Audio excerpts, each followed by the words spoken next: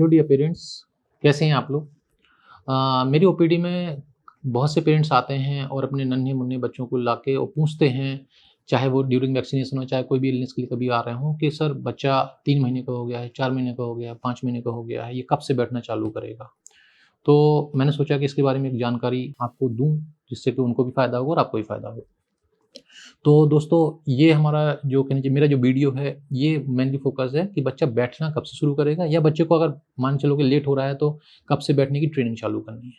तो सबसे पहले हमें फ्रेंड्स डेवलपमेंटल माइलस्टोन समझने पड़ेंगे। विकास के कुछ पड़ाव होते हैं, जो छोटे बच्चे रहते हैं उनके कह लीजिए कि ऐज के अकॉर्डिंग 1 महीने पे, 2 महीने पे अलग-अलग कुछ-कुछ डेवलपमेंटल माइलस्टोन्स अचीव करता है बच्चा, उसके अकॉर्डिंगली हम समझते हैं बच्चा कब बैठेगा।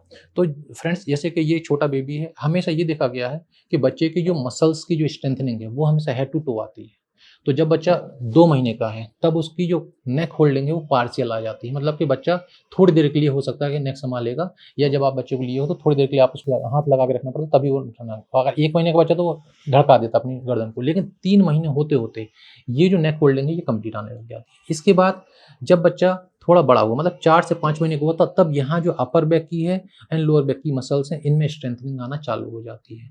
इसके बाद जब बच्चा 6 महीने का होता है, तो बच्चे की ये जो पेल्विक गर्डल है या जो बैठने के लिए जहाँ पे हिप की बस मसल्स हैं, इनमें स्ट्रेंथनिंग आ जाती है। तो आप ये देखते हो कि अगर बच्चे को आपने किसी दीवार के सहारे और 2 पिलो लगा दिए, तो बच्चा उस सहारे बैठ जाता है। तो इसको हम बोलते हैं सिटिंग विद सपोर्ट। इसके बाद 7 से 8 महीने होते-होते बच्चे में सिटिंग विदाउट सपोर्ट भी आने लग जाता है। तो अब ये ध्यान रखना है कि जैसे ये डेवलपमेंट का एक स्टेज है। लगभग-लगभग 99.9% बच्चों में यही फ़ॉलो होता है। कुछ बच्चों में आगे-पीछे हो सकता है, लेकिन हमें ये ध्यान देना है कि कभी भी किसी भी बच्चे को एक तो 5 महीने के पहले ना तो कार सीट में बिठाना है, ना ही उसको जो अपने वॉकर होते हैं, वॉकर में बिठाना है। ये ध्यान रखिएगा कि अगर हमने उस दौरान बिठा दिया, तो बच्चे की जो मसल्स हैं, वो क्या हो रही हैं? स्ट्रेंथनिंग हो रही है। बच्चे की मसल्स बहुत अच्छे से डेवलप नहीं हुई हैं। तो कभी-कभी अगर आप फ्रीक्वेंट ये हैबिट कर रहे हो, तो बच्चों को जो कुबड़ है, ये निकलने का डर रहता है, जिसको हम लोग बोलते हैं काइफोसिस। या तो कुबड़ निकल रहा रहता है, या फिर ये जो वर्टिब्रल स्पाइन है, जो हमारी वर्टिब्रा है, इनमें भी क्या हो सकता है कि टेढ़मपन आ सकता है, जिसको हम काइफोसिस या स्कोलियोसिस बोलते हैं।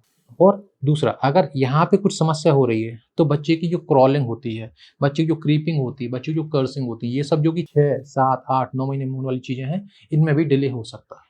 तो आप समझ गए कि आपको 4 महीने, 5 महीने के पहले, 5 महीने के पहले आपको कभी भी वॉकर में नहीं बिठाना है बच्चे को सीट, कार सीट जो होती है, उन पे नहीं बिठाना है। इसके बाद अब अगला सवाल ये आता है कि ठीक है डॉक्टर साहब, 6 महीने तक नहीं किया, 7 महीने तक नहीं किया, अब बच्चा 8 महीने से ऊपर हो गया है, 9 महीने का हो चुका है, तब भी नहीं बैठ रहा है। तब क्या करना है?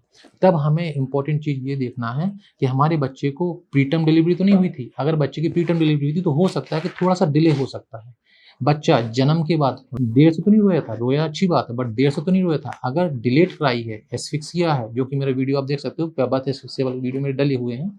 अगर बच्चे में बर्थ एस्फिक्सिया की समस्या हुई है, तो ऐसे बच्चों में सेरेब्रल पाल्सी तो नहीं डेवलप हो रही है, तो इसके लिए आपको अपने जो भी नज़दीकी डॉक्टर हैं, उनसे मिलना पड़ेगा। इसके बाद अब जब मान के चलो कि सब कुछ ठीक चल रहा है, तो हमें अब आगे और क्या करना है? तो डेवलपमेंट आप समझ गए। इसके बाद मान के चलो कि अगर हमें देने के कैसे तरीका है या इसका फ़ायदा कैसे लेना है?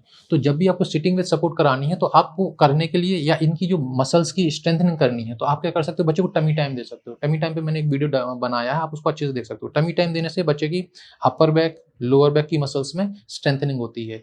इसके बाद जब भी आप बच्चे को टमी टाइम दे रहे हो, तो आप बच्चे की मसाज कर सकते हो। बैक मसाज करने से भी इन मसल्स में स्ट्रेंथनिंग आती है। So friends, thank you.